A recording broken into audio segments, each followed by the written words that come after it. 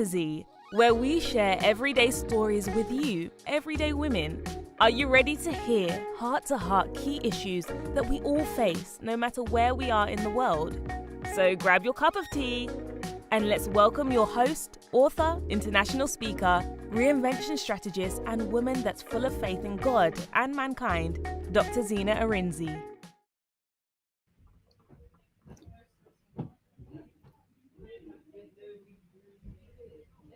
Hello, everyone. Hello and welcome. Welcome to another beautiful, wonderful, powerful episode of A Cup of Tea with moi, Dr. Z. It's absolutely amazing to have you in my space. I know I don't take it lightly. I'm in your front room. Maybe you're driving. Please do drive carefully. Perhaps you're on the train back from work if you're in my neck of the woods, if you're in the UK. Perhaps it's just morning or it's afternoon or it's lunchtime, or perhaps you've got screaming kids driving you nuts. Whatever it is, you are welcome. Thank you for having me with another fantastic episode 49 of A Cup of Tea with me, Dr. Z. Look, my pinky, I've got pinkies out. Now, some of you will be wondering, where have I been? You know what? We had a fantastic, brilliant, incredible summer in the UK, and I give God all the glory for that, because we don't typically have wonderful weather where I am at, or we have like about a 5-minute summer, but we had a brilliant summer. And I said to myself, you know what? I need to take some time off from the podcast, but I was doing lots of other things in the background. But it's autumn now. In a few days' time, it's going to be October. And so it's time to start to bring that flavor back into your airwaves. So we're back with a clincher today. I've got an amazing, incredible guest. I know you can't wait to hear from her. But before I even talk about that, some of you might be new in this space and you'll be thinking, oh, okay, A Cup of Tea with Dr. Z, spotlighting amazing, incredible women around the world, everyday women like you and me, doing incredible, extraordinary things. And you might be thinking, oh, Dr. Zena, I'm not incredible, I'm not extraordinary. Who knows about me? Trust me, I might be coming to a space near you. So don't say that. Every single woman is incredible. For the fact that you are alive today in the world, in this kind of world where all sorts of things are going all over the place. You know, there's lots of confusion, lots of anxiety, lots of worry, lots of hatred, lots of all kinds of horrible things going on. But you're still here. And because you're still here, you are incredible and you deserve to be spotlighted. So I do this because some of you might know I'm a coach, I'm an international speaker, and also, you know, if I talk about all the different things I've accomplished, we'll be here till next year. So it's really not about me. This is a passion project of mine where, you know, women from anywhere, it doesn't matter who you are, women of faith, women who don't have faith, whatever you are, but women who happen to be incredible, who perhaps you don't have a platform, or perhaps you do have a platform, but your story will really give someone else the impetus to move forward, the impetus to show up, the impetus to say, oh, well, if she can do it, so can I. Or she's had this kind of journey, so I've had that kind of journey, I can move forward. And I've absolutely loved it. I've been doing it since December 2023. I think it was I'm one of these kind of women that I set goals for myself, and if I don't achieve it, I'm like, no. So this was like something I did at the tail end of 2023. Started it, and the rest is history. You know, we haven't stopped, except for when I have little long breaks over the summer. But other than that, we've been going on every week, and we're back into your airwaves. So I'm going to tell you about my next guest. Before I do that, let's have a quick look in the chat. Let's see where people are. Hello. Hello, money may come from me. Hello, Yinka, lovely to see you. Hello, Shanita. Oh my days, all the way from Florida. You're back in Florida now. Lovely to see you. Oh, this is great. Lovely, fantastic. there's a previous guest and one that's going to be a guest soon. I better tell her now so that she knows she's going to be laughing. Anyway, lovely to see. So wherever you're watching from, please put from where you are around the world, whether you're watching on LinkedIn, watching on Instagram, watching on TikTok. I've just actually tried to do this on TikTok, never done it before. So it's streaming live on YouTube, my Facebook, LinkedIn, TikTok, and Instagram. So wherever it is you're watching from, or maybe you're spying quietly, you know, on the replay. It doesn't matter. Perhaps you're a monitoring spirit. No, I'm only joking. Wherever you're watching from, just get ready, relax, because we have a fantastic show today. And I'm going to tell you a little bit about my next guest. And for those of you that know me, you would have heard me say this all again and again and again. I don't know where my glasses are. And absolutely, I don't know where my glasses are.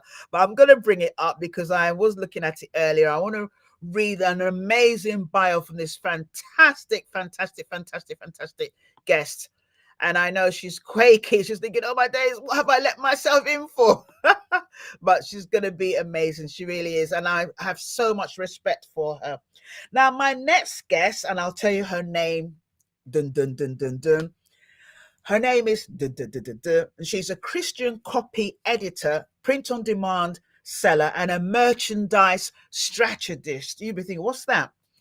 She's also the owner of the global organization called Berean Services UK and Berean Designs. If you're a Christian, you would have heard about the Berean Christians, but when we interview her, you'll know that. She's also the Corset for Flabby writing founder, and that's been over 30 years. She has over 30 years experience in the newspaper and the magazine publishing industry, and she brings that editorial flair and publishing expertise to non-fiction authors, speakers, ministers, and business owners around the world, helping them to really craft clear and compelling books and messages.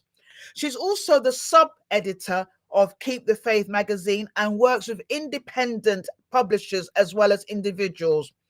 My guest, I've got to tell you her name, Jackie, my lovely guest, the amazing, phenomenal Jackie Raymond, is also passionate about helping authors to steward their God-given messages and business ideas to build strong brands by pairing their books with creative merchandise. Through her print-on-demand business, Berean Designs, she shows clients how to extend their businesses beyond their books. So if you're a book writer, you're an author, or you're thinking about writing, or you're thinking about, birthing a book, this is not just about the book and having it as Amazon bestseller, which is amazing. I've got one myself and I've co-authored quite a few, but it's also about beyond that, because let's face it, we're all not going to be here forever, but we want our stories and our messages to go on after us. When she's not editing manuscripts or designing new products, you're likely to find Jackie enjoying life with her family, worship flagging at church, and serving at the tech team. Now, without further ado, I never like saying that, but people say that all the time. I don't know why we say this, without further ado. I don't know. My guest, bringing her right in. Jackie. I can see her. She's panicking. Don't panic. You're going to be amazing. I can see her in my green room.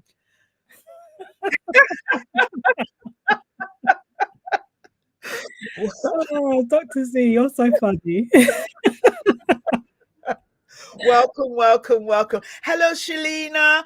Well, all these lovely people watching from, obviously Shalina will be watching from LinkedIn. Where else? The LinkedIn lady. Oh, amazing. People are just saying hello. I just want to make sure.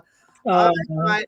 To see South London, yes, South London. We're from South London. Yinka, that's you. And there's Yusuf. Hello. Oh, yeah, wow. Oh, wow. So wherever it is around the world, for those of you who are not brave enough to say where you are, that's fine. But please enjoy the show. So, Jackie, I want to really thank you so much for joining me today on this amazing platform. I don't take it lightly. Oh. I know it can be, some people say it can be nerve-wracking, but it isn't. It's just talking.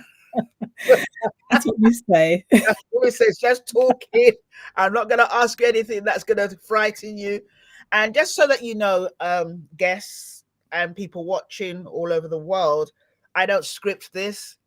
I don't script it because people always say, "Oh, can you give me a list of questions you're going to ask?" I'm like, no, because if I do that, it's going to be stagnated. It's going to be kind of crooked. And Jackie's a bit like me. I like to be in control. So when I first started appearing on podcasts, I would also ask for, "Can I have the questions, please?" And then you go and prepare the questions. I do slides. I do all sorts of things. And then I'm trying to answer. I'm trying to look at the slide, looking at my phone. And it doesn't work. And it doesn't work for me now. I've learnt my lesson as well. So Jackie, she says, now, the first question I have for you really is, and I said this in a green room before we started, is the title, the corset for flabby writing.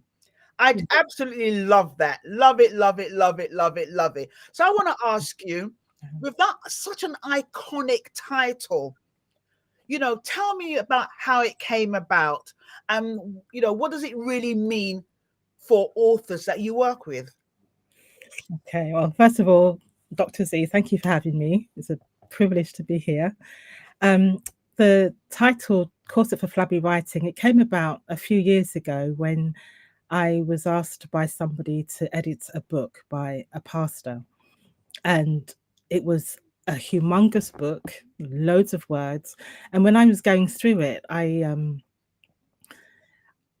couldn't really get into the flow of what he was trying to say because he was using really long words. He was using really complicated language. And I thought the reader's not going to really be able to flow with what you're trying to say. You've got really good stuff to say, but you're giving the reader hurdles to jump over because you're using really flowery language when a simple word could do. And so I thought what this pastor needed was just streamlining. And being a woman of a certain age, and things aren't as streamlined as I would like them to be. Some of us use corsets to get our bodies into shape. And so I feel attacked. I feel outed. I'm talking about myself as well. You as well. You have corsets to sort of, your body is still there, but you're kind of guiding it in a certain direction. And I think that's how the phrase came about, the corset for flabby writing. Because a lot of what he was saying, he didn't need to say. He could have said it a bit more of a streamlined way. I think that's absolutely brilliant. And, although I feel outed, yes, I wear, I don't, those corsets, those really uncomfortable things, because we want to have a streamline, especially when we go for party. This is party time. So we're heading towards Christmas, awards. Yes. So I'm probably going to see many of you at award ceremonies and things like that. And we're all sucked in. I will be tomorrow as well. I'll be sucked in. And then when you get into the car, you're like, whoa, you're like, and woe betide you. We're talking about we're outing ourselves. You don't want to, for any woman here, wherever you are around the world, you'll understand this. Let me you've heard it from me. This is not a technical tip. This is not a leadership tip, because I'm a leadership coach. This is a practical tip. If you happen to wear any kind of corset, body magic, anything for M&S, whatever it is, to suck yourself in, make sure you go to the toilet before you go, because you're going to look lovely. Like I'm talking from it, so you're going to look lovely. Oh God, Dr. Zee, you look amazing. You've lost so much weight. Oh, thank you. You look phenomenal. And then the second you go to the loo and try to, you don't look the same. You look like a piece of bread so please, please, please. My advice for you've heard it today. Technical, wherever it is. Some of you are like, oh, why is she outing us? Technical term. Don't you ever, if you want to wear, hello Fatima, hello Valerie. If you ever wear any of those kind of things, please, please, please, please, go to the loo first. Don't drink any water. Don't drink any wine. Don't drink any tea. Don't drink anything. Just make sure you keep it on so that you can keep it on for 7 o'clock. By the time we're having all the dinner, we have to be posh. And then the dance, collecting your award, you know, if you're collecting an award or you're nominating someone, you got to look the business. You Absolutely. know, you can't have one flap on this. I'm telling you, these are my secrets. So please, please, please, please, you've heard it from me. Oh, Flabby, flabby, flabby. Wear your corset, wear your body magic, but don't take it off until you get into the car. In fact, my daughters, they're 27 and 24 now. They remember we go for weddings. I'm Nigerian, so we go for Nigerian weddings. We got to look the part. You look really, really nice. When we get in the car, I'm like, whew, the girls start laughing. So, you know, you heard it from me. Anyway, back. Let's be serious. So, I like how you talked about the fact that many people, especially people that are either people of the cloth or people who are super, super intelligent, they like to use big words. I know I'm Nigerian, and I know I studied law, and I was always using big words, not as much now because I'm, here, but we like to use big words. And many people from the Commonwealth countries, so from Jamaica, from India, from Ghana, they speak better English than the Brits do, especially grammatically, but they're always top heavy, very, very big words.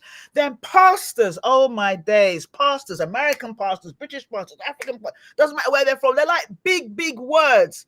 Yeah. And when they're writing, they're reading, they're thinking, oh, this is fantastic.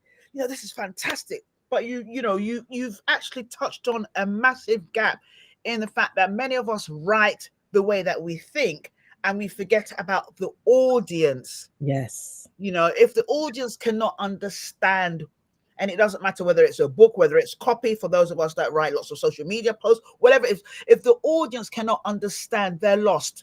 Yeah. They will not buy your book will not be a bestseller, they will not buy your product. Can you imagine going to a local shop?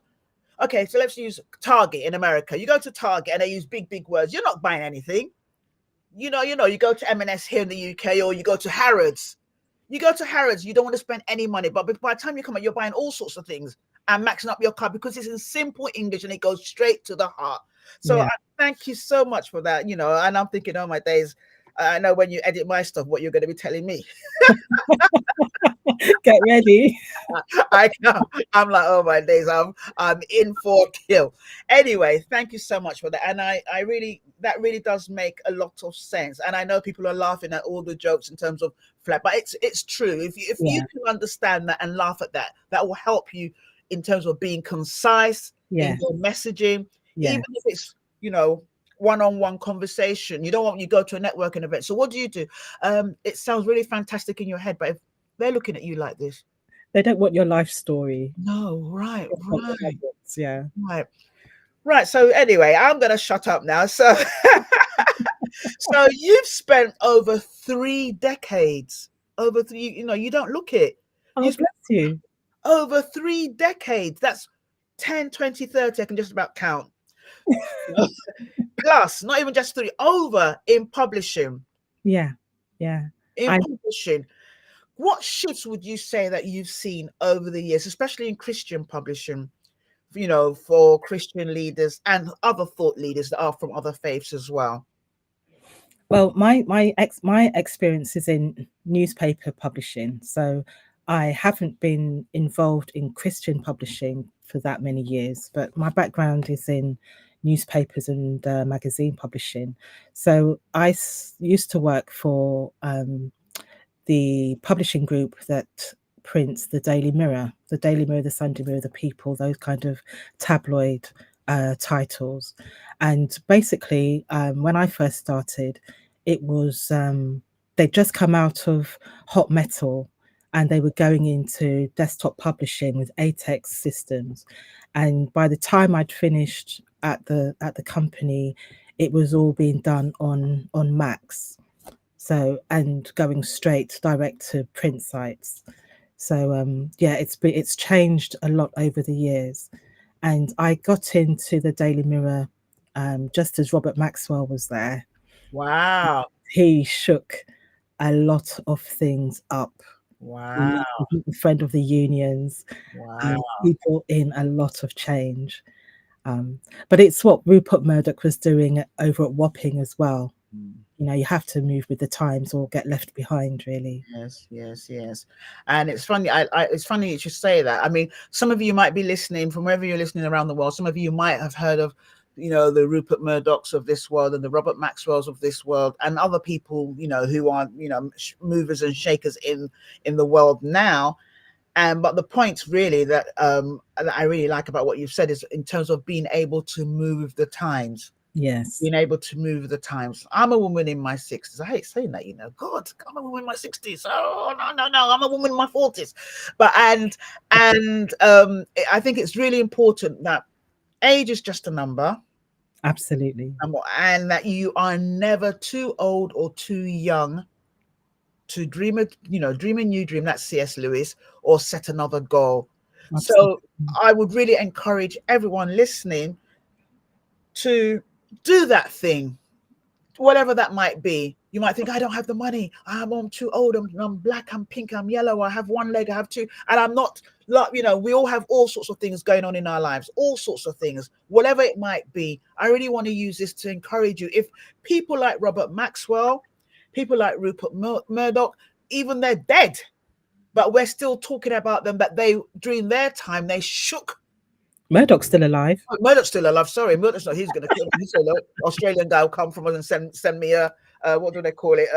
A boomerang, and it just get me on my head, get me on my neck back. Sorry. Yeah, he's still alive. He's still alive. But Robert Maxwell, will come around. They're doing they did amazing things during their time. And we can still do. It doesn't matter how old you are. It doesn't matter what you've got. People say, "Oh, well, I wasn't. I don't have the gift of the gab, or I don't have the money." Or what? In your neck of the woods, in your little space, do something. Make a change. Yeah. Make a change. We use things like Apple. I mean, I don't use Apple, but I do have a Mac in terms of an iPad. But I don't have, I have an Android phone, which you can see here. And it's on mute because I know people are probably WhatsApping me and I don't want to look at it, But what I realized is that someone like, not Bill Gates, what's his name? I forgot his name now. The Apple guy. How can I forget his name? The guy that died, the Apple guy. Oh, Could someone put it in the chat, please? I can see his face. I can see his face. I can even see him wearing his black turtleneck. Yes. I can't believe it, with his glasses. Lovely guy. Anyway, when all of you that are listening, must be someone that knows. Anyway, I can't believe it. Oh God, I'm going to check my phone. Anyway, let me not get ADHD is working. Let me not get carried away. So people like the guy that created Apple, he's long gone. Mm-hmm. We are still buying Apple phones, Apple products, Apple TV. I don't know what they're on now on the phone, whether it's on 16 or 17. I'll ask my daughters. But what am I saying? That when you create something, Steve Jobs, thank you. Thank you. I must look at them. They're all coming up now. Look, I'm going to show all the people that have answered. Steve Jobs, of course. I know. I'm like, what's happening to me? Where did my brain go? For everyone, yes. How many of you Googled it? Maybe they Googled. I don't know. Who did you Google? Did you know? Anyway, thank you so much for helping us, helping an old lady out. I'm not old. Don't you dare call me old, I'll kill you. But anyway, as I was saying, what they've created still lives on after them. So what you create will still live on after you. Yeah. Right. Oh, Valerie said the chat is slow. Two ladies put it there. Oh, bless them. Anyway, so you're telling me about things, the way things, moved on over the past 30 years, the different people that have shaped things up and all of that. How would you say that you changed in terms of a publisher, as an editor? Did you have to get new skills? Could you, just kind of let us understand that a little bit more? How have I changed? Okay, I think I've changed a lot. When I first started at the Mirror, I was a shy little black girl in a sea of old white men. And there was this one middle-aged black lady who didn't take any nonsense, and she took me under her wing and she toughened me up. I needed to get toughened up. I was like a good girl conditioning, which is what my coach Yinka Iwala talks about. progressing on a few years, I've come under Yinka's wing, and she has just brought me out of my shell. She's made me see myself differently, and I think I'm a lot more confident now than I've ever been. I'm still not as confident as I want to be, but I think I'm doing all right, I think. I like the fact that you, because I would, knowing you, I wouldn't have thought that you would say that you're doing all right. So I'm even happy that you're saying you're doing all right. And I'm sure that your amazing coach, Yinka, will also be pleased to hear that you'll say that you're doing all right. And I guess, we are all works in progress, all of us. Some people need to tone it down. Some people need to tone it up, but we're all works in progress. And I like how you've said that. So let's talk a little bit about in terms of your career. Yes. Well, I started off as a secretary for the development director, and I was asked to move into editorial. And our section was the quality assurance desk, and we used to check all the pages that used to come from the journalists, the reporters, and also from advertising. So we would check for any errors, and I guess that's where my proofreading skills really started. I would be the one who would spot the errors after it had been through lots of different checkpoints, and our area was the one that we were like the last bastion before the pages went to get printed. And so we would check the pages, make sure the pictures were okay, make sure the words were okay, make sure the fonts hadn't defaulted. It was basically going through each page with a fine-tooth comb. And basically, if Jackie didn't spot a mistake, then there were no mistakes to be spotted. Oh, That's what everybody used to say about me. I always used to be the one to find errors when I was checking through the text. This was on the day shift. I didn't work the night shift, so the day shift was mostly the feature pages. But yes, I by the time I left, I got quite a good reputation of being someone who was very meticulous. I love that, I love that. And being very meticulous, this is reminding me of my dad. Both my parents actually were very, and they used to use that word. You need to be very meticulous. I can actually remember, I can actually hear it in my ears. And I'm meticulous in lots of things, but there are certain things that parents from that age wanted me to be, and that I wasn't. Having your things tidy, all lined up, and that's not me. I'm outing myself again. But in terms of my brain and how, so I like that word a lot. That word is an old word. It is. I don't know where I got it from. I don't normally use that word. It's an old word. It may mom, dad, granddad. It's an old word. But I could, as you said it, I could just still remember it. Getting licked. I've told you need to be very meticulous. I can actually, to come up those memories for you, Dr. Z. Trauma. No, but it's I like it because when the Bible says, and we'll touch on faith in a minute because it's a fantastic segue. The Bible says that things need to be done decently and in order. Absolutely. There are no if you don't have it, you don't have it, but that's what is expected. That's the blueprint.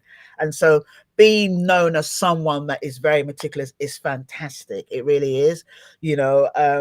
And for you to have the reputation as if Jackie has seen it, it's good, or if Jackie has not seen it, then there's no error. That is amazing. That is absolutely phenomenal. Really, it really is.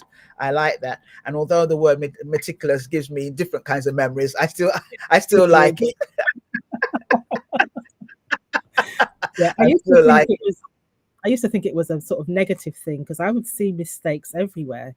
I would see them on the church news. I would see them in the shop signs everywhere. I would just get drawn to it, and then somebody kind of released to me and said, "It's not a bad thing. It's just how you're wired." And so I've really embraced it. No, do embrace it. Yes, do it. You see, Valerie is saying, "Wow, eagle eye, Jackie." I love it. I mean, I'm a bit like that in terms of, when people write things, if I see things online and stuff, and that it was a bit of a bugbear for me. Okay.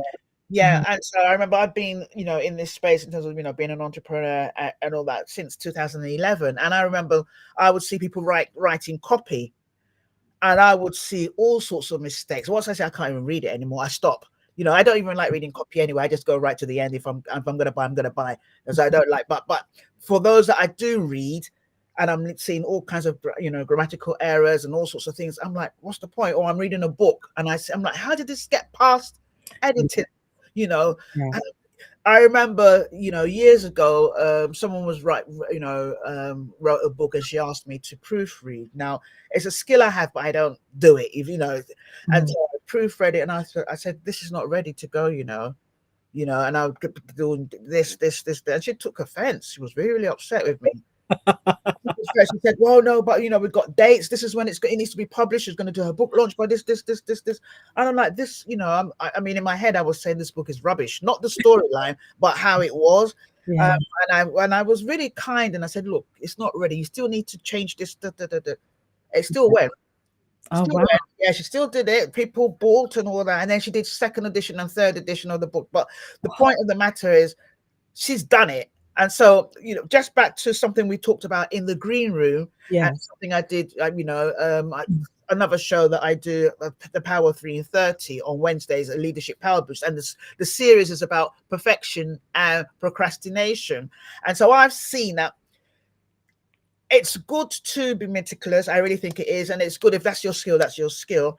Mm-hmm. But it's also, there are people that in spite of, they still go. And I have a very good friend of mine, a guy, I've known him for years, and he's always, sending out posts about different things, and he does amazing things around the world. And every time he sends this to me on WhatsApp, I send it back to him like, bros, I told you this last year. I'm telling you again. You've got last year's date. You got this, that. He goes, oh, thanks, darling. He don't change it. Yeah, some people don't care. They don't business, still do it, and and he, and he says, oh, I help women and and people flock his events. So what am I saying? That yes, it's a bugbear for me, but it's not my job. So this is your job. This is something that you do. So you need to do it and do it well. Absolutely. This is not something that I can do it, but it's not my job. And so if I'm looking at it and it's causing me headaches, I just need to remove my eye. Once you've seen it, you can't unsee it, though. No, you can't. But anyway, this is not about me. So we're talking about things, you need to do things decently and in order. Yes. And for those of you that are Christians, if you feel that you're really, really good, put the scripture in the chat. Let's see how you brought Steve Jobs. Let's see if you can do that.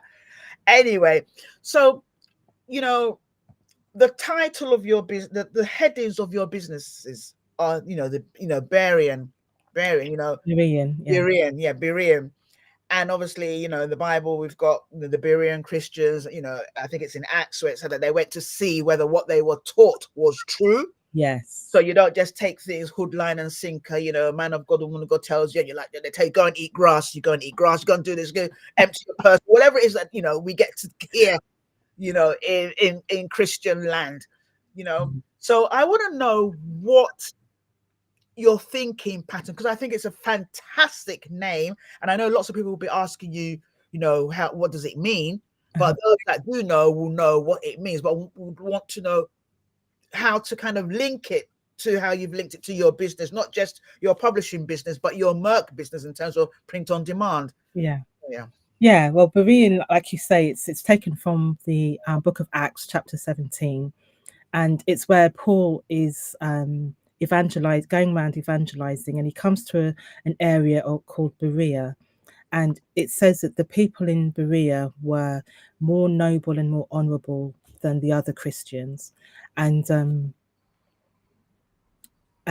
what it said about the Bereans was that they checked the scriptures daily to see if what Paul was telling them was the truth. Yeah. And I kind of liken that to when I'm editing a book, I'm always checking the facts. If someone has given me a few names, I always double check them online, because there are certain ways that people write their names that may not come across correctly by the person who's given them to me. So I'm always checking names, I'm always checking locations, always fact checking, because I want to make sure that whatever I edit and put in a manuscript is 100% correct, because it's not just the author's reputation, it's my reputation on the line as well. Yes. So that's where the name came from. Yeah, I really like that answer. Someone said, did you study or do you have any qualifications in proofreading or editing before you started doing it as a business? And if, yeah. Right. Well, the qualifications, most editors, copy editors and proofreaders, they go through a series of courses. The best one at the moment, I would say, is the one that's run by the CIEP, which is the College for the College for Institute of Editing and Proofreading. Yeah, CIEP, that's seen as the gold standard for Right. qualifications.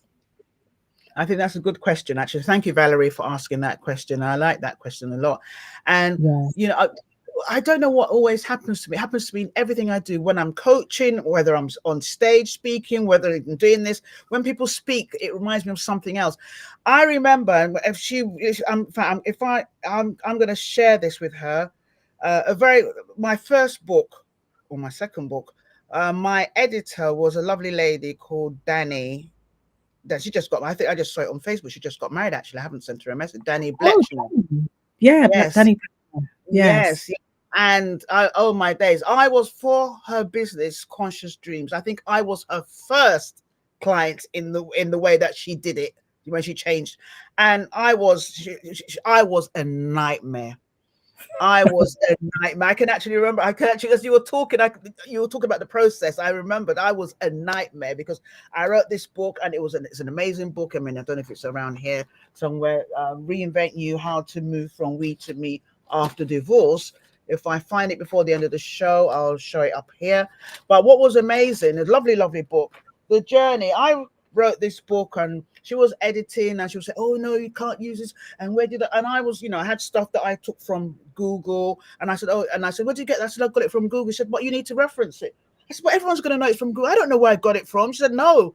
So I had to go all over again to go, or either remove it or look for it. And oh my days. So as you were talking, I remember that she was like making sure that everything that I said there was one, and this is long before ChatGPT, so it wasn't a ChatGPT something, just make sure everything was correct, was accurate, and if I referenced anything or anybody's work, it had to be referenced. I mean, it was just like doing a PhD, and I'm thinking, but Danny, it's my book. No, I can't do that. No. Danny's excellent. She was absolutely brilliant. She was absolutely brilliant. She always says that I was a nightmare. She always laughs. So but it was like, I kept on saying, "No, but I don't need, but I wrote it like this." They said, No. And this is even before it went to the editor. This was her stuff before it even went to an editor afterwards. Yeah. So as you were talking about that journey, I remembered. So for you guys, whoever is planning to write a book, you have to put your ego behind your back. It doesn't matter how great you think your story is. If you want it to do any good, and you really want it to reach the audiences, and you want don't give your next door neighbor to edit, or your friend in church, or in your mosque, someone that can write English. I can edit really well, but my stuff was, I won't say it was atrocious, but it was long-winded. And Valerie will understand this, because long words and stuff, and the sentences were long and stuff, and that's a law thing, really. And Danny was cutting it down. Can you say it this way? Say it this way. And then it went to someone else. And it was a journey. It was a journey. Someone's got another question. Do you only edit non-fiction? See, people are asking you questions, darling. I'm going to put her details. So this is her LinkedIn details. Please connect with her. She's absolutely brilliant. And I'm not saying this, she hasn't paid me a dime. I don't have her. I don't have shares in her business or anything like this. She is absolutely brilliant. So if you need her, please. But anyway, question. Right. Do I only edit nonfiction? That's my preferred genre. I've done children's fiction. I've done some children's books, but my preference is nonfiction. Because with fiction, you have to make sure the plot is not wholesome. The plot makes sense. You've got to check all the characters, that there are no anomalies or timeline pit holes to fall into. So I just prefer to edit nonfiction. And to answer Valerie's other question about proofreading, um, you do have, there are people who have a knack for proofreading, but it can be trained as well. I tend to, oh bless, thanks Vicky. I tend to major on the copy editing side, which is where you go more into the flow of text, the flow of words, making sure that everything makes sense, rather than just the proofreading, which is where you talk mostly about punctuation and grammar and spelling. The copy editing is a step back from that. And that's just making sure you've used the right words in the right context to make the right sense. I love that. I'm thinking, oh my days, I'm already having nightmares of how this book is going to be. Oh Lord. Anyway. Right. Next question. Please be still. Be still. It'll be fine. Right. Anyway. Don't just book your print date yet, though. Just no. I know I told you end of the year. Forget that. No. It's a gradual thing now.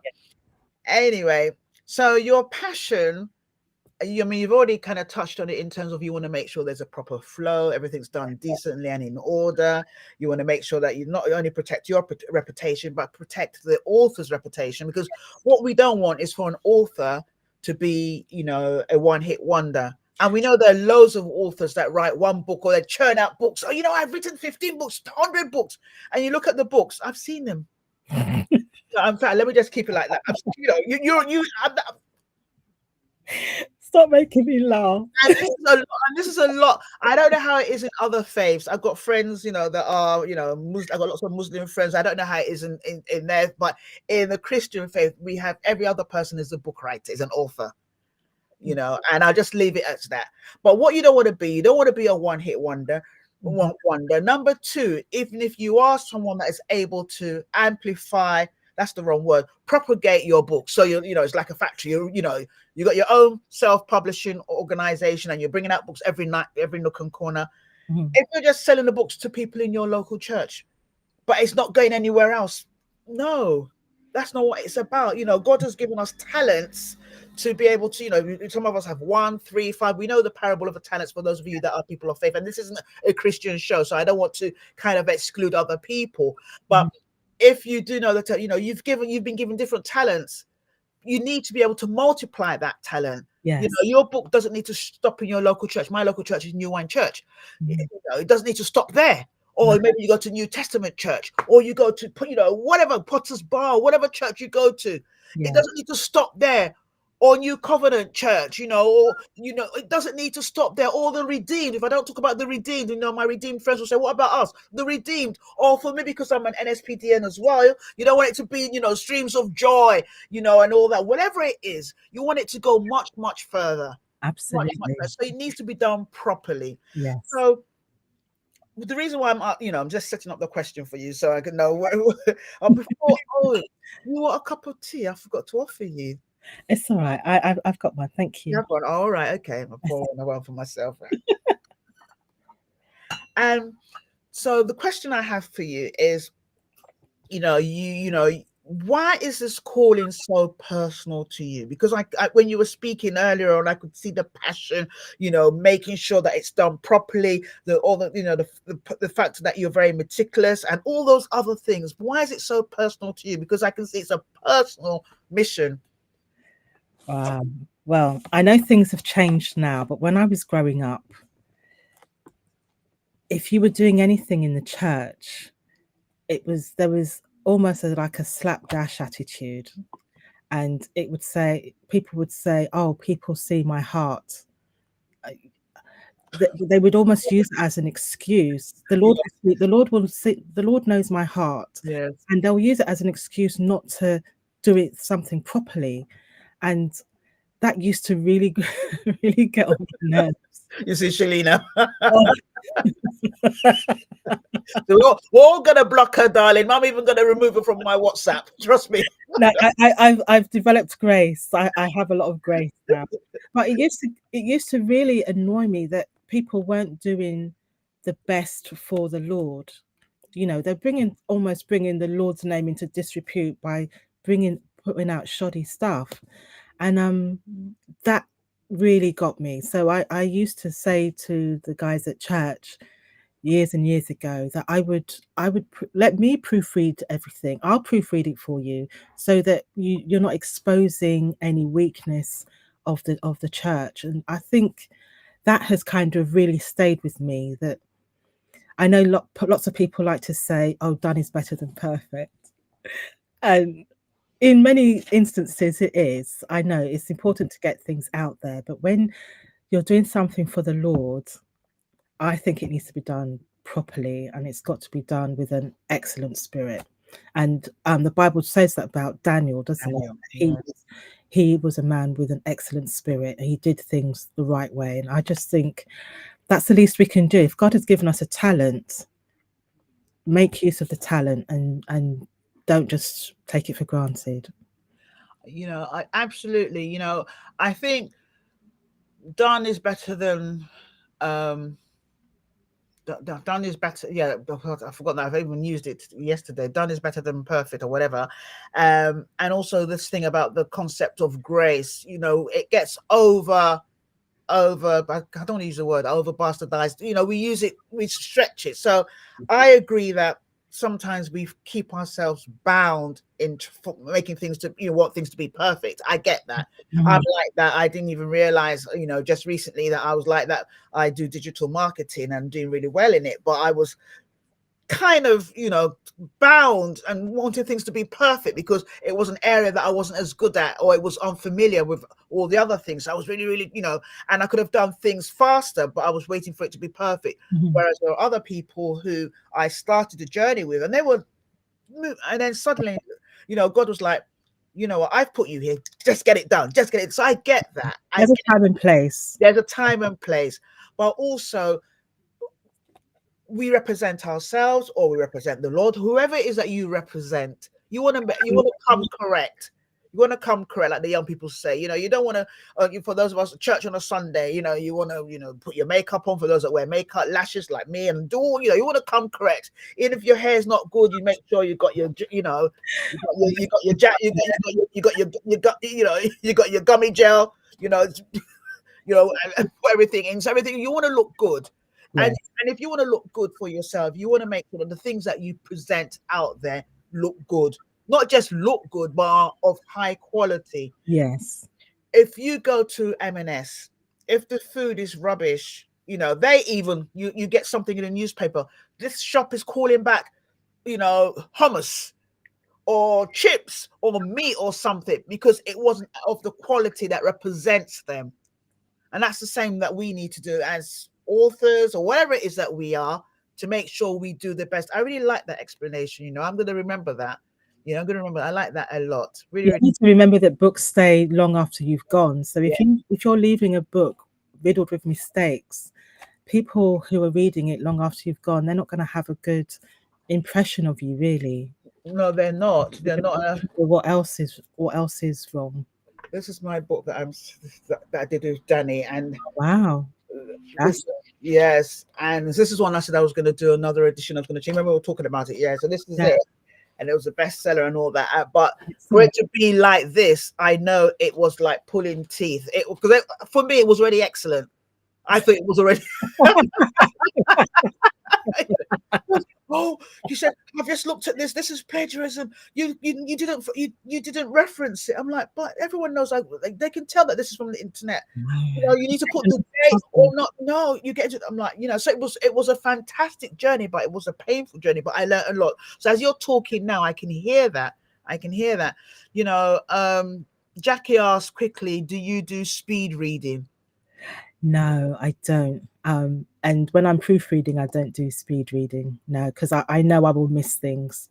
In fact, I take long to proofread because I'm always double checking things. So no, I don't do speed reading. Wow. All right. Oh, well, we're going to sort of talk about, you being a merch. I mean, I put it in as merchandise because I have this bugbear, but I like the full words, and all that. But I went merch. It sounded like a used car, salesman from Essex or so. I'm sorry to all my Essex friends, and all that. So I wanted the full word, but I want to talk about that a little bit because I like that because I know we've spoken about this before, not today, and I like how it's like that's one part of you and there's this part of you. So this is the fun part of you and this is the serious part of you, and I like how you kind of morphed them all together. So I want to talk a little bit about that. So we're talking about from book writing or book publishing, book editing, proofreading, all that fun stuff to the business. Let's talk about the business. Let's talk about strategy. Why do you think that authors need to think beyond their book? Why do you think they need to be thinking about merchandise or the merc to deepen engagement? Why do you think that is? I think that when once you've written a book, a lot of authors that I've come across, they think that's the be all and end all, that's the destination. And very often the book is like the launch pad, can be the launch pad for so much more. It should be like the launch pad for courses, it could be the launch pad for merchandise, could be the launch pad for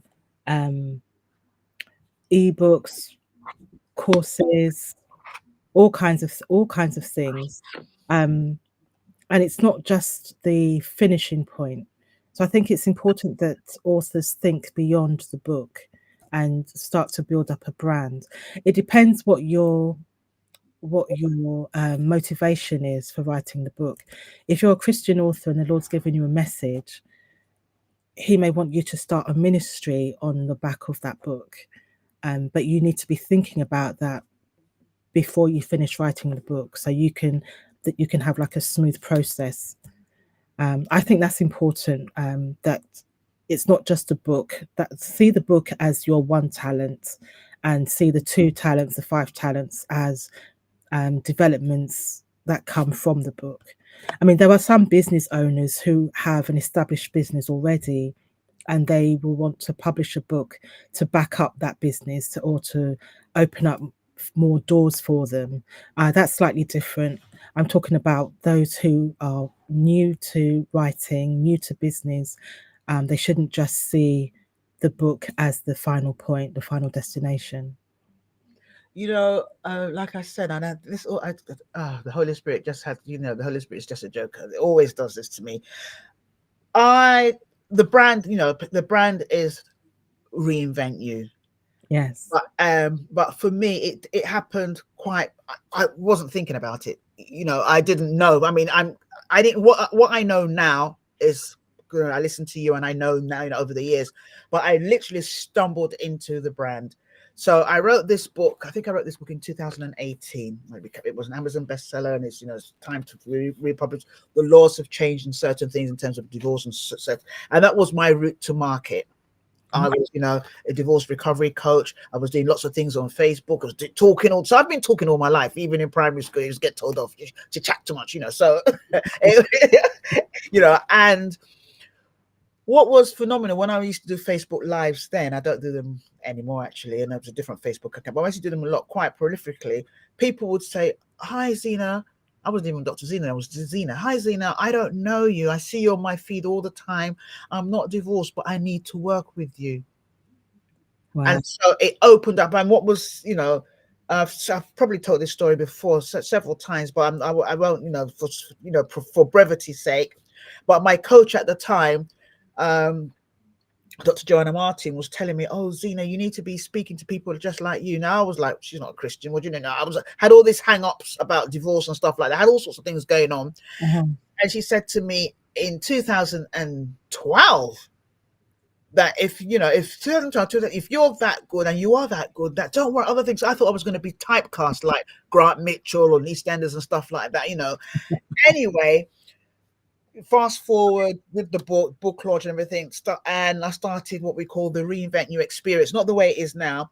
Right. Mayfair, it was a multi-speaker event, and it was just for women who wanted to reinvent themselves after. It could be divorce, it could be children leaving home, it could be stuck in a relationship, it could be pension, retirement, whatever it was, and you were at a crossroad in your life, and it was international speakers, and you'd buddy up with other people, so a bit like what they do today, but those were the early days. Right. And that's how the Reinvent You brand came. Then I had the Reinvent You After Abuse Foundation, which is just another kind of charity arm of what I do, just to help women move forward after abuse financially. Right. And then back to the Reinvent You experience, which is the leadership thing that I do now. And so why am I saying this is what you're saying is absolutely 100% true. I wasn't intentional because I didn't know. It just happened. But you're right that you write the book and you have to think about what other things it can do for you. Yes. I do divorce recovery? Not so much. It's normally by referral. So those that knew me before, like Marcia Dixon, always tells me that I know people are going to come to you because she's known me from that, then. Yeah. She's great as well. She's absolutely phenomenal. Love her to bits. But the point I'm making is the fact that you're absolutely correct. I wish I knew that then. What happened to me was just, just happened, sort of thing. And it's only now looking back that I'm trying to kind of, streamline it, differently and stuff like that. Yeah. So for anybody, don't listen to me. I don't know Jack. I just know how to talk. Jackie has told you, if you are writing a book, don't write a book to be, selling for £10, £50, whatever. It doesn't matter how much you sell it, and you just give it to people and, for events. That's all good. Yeah. That's all good. But think about the future. Yes. Think about the future. We keep talking about, especially those of us in the Black community, we talk about legacy. Your book is your legacy. Think about what it can do for you, how it can help other people. Well, so many different, and I'm going to keep quiet because I want Jackie, please talk about what this book can do for people. That one book. Okay, well, that one book, let's start with the book. You can have the printed book, the ebook, the audio book. You can have apps from the book. You can develop courses from the book. The book can get you onto different stages, other people's stages, your own stages. You can create workbooks from the book, depending on the type of book it is. You can do courses. You can do evergreen courses. You can do challenges, all from that one book.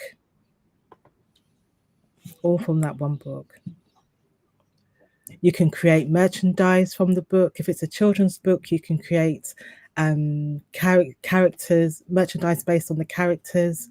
If it's a ministry book, you can create merchandise based on your tagline or scriptures or your logo. There are just so many opportunities that you can have just from that book.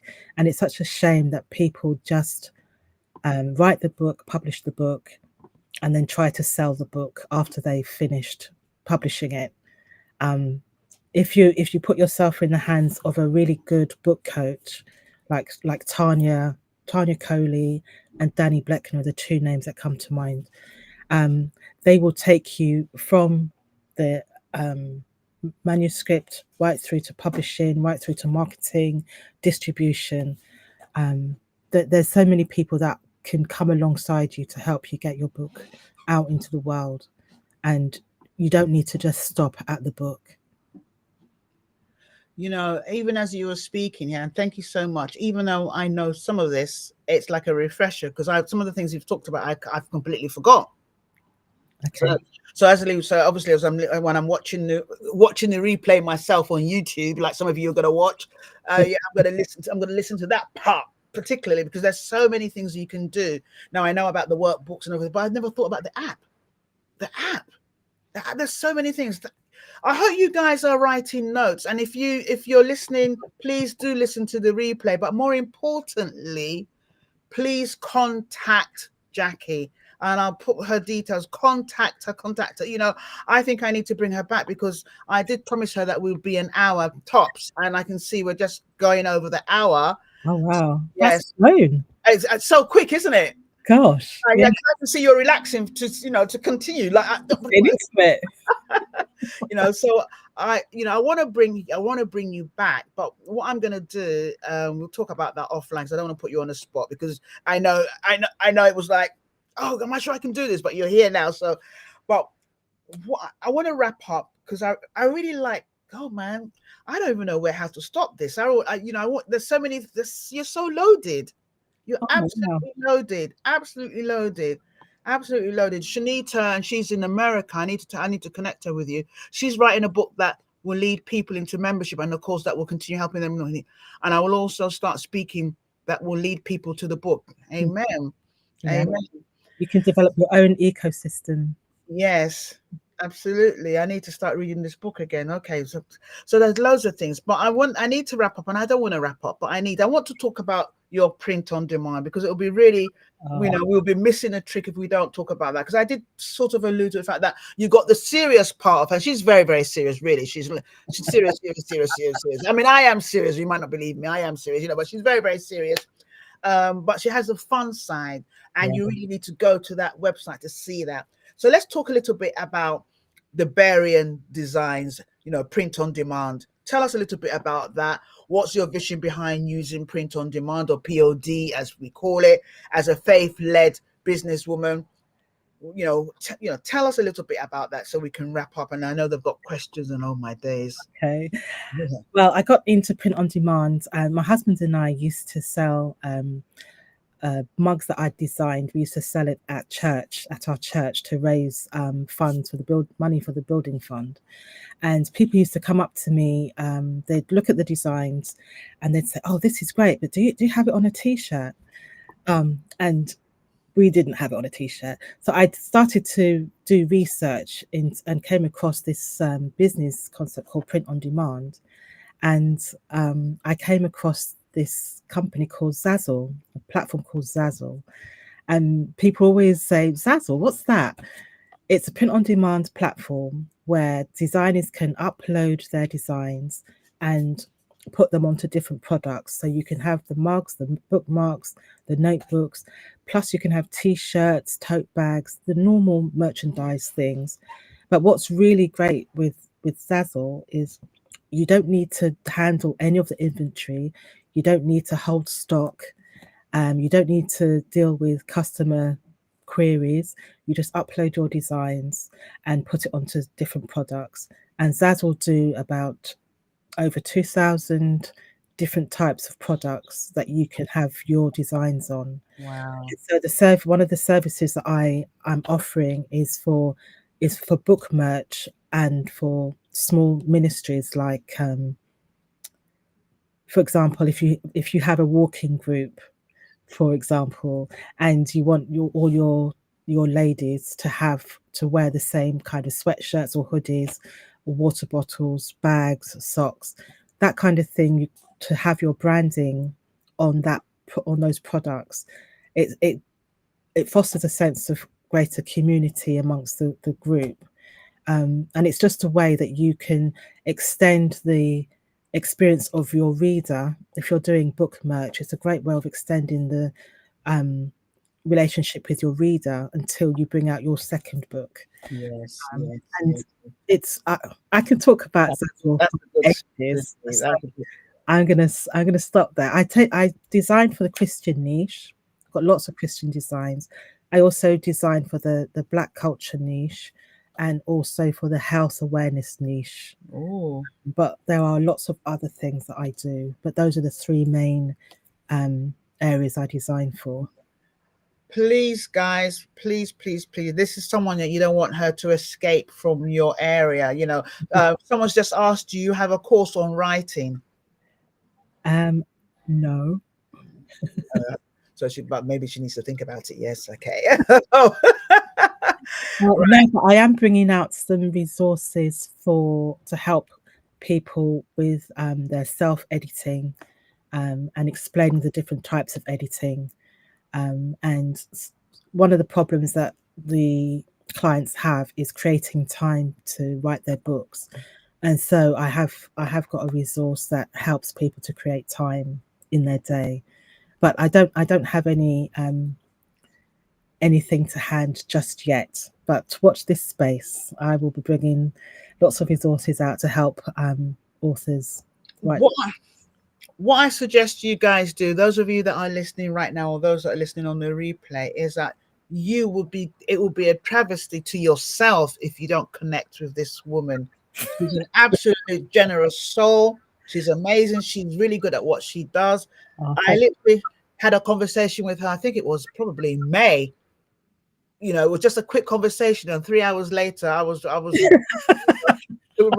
writing another book, and stuff like that. And I've been dodging her. So, but what am I saying?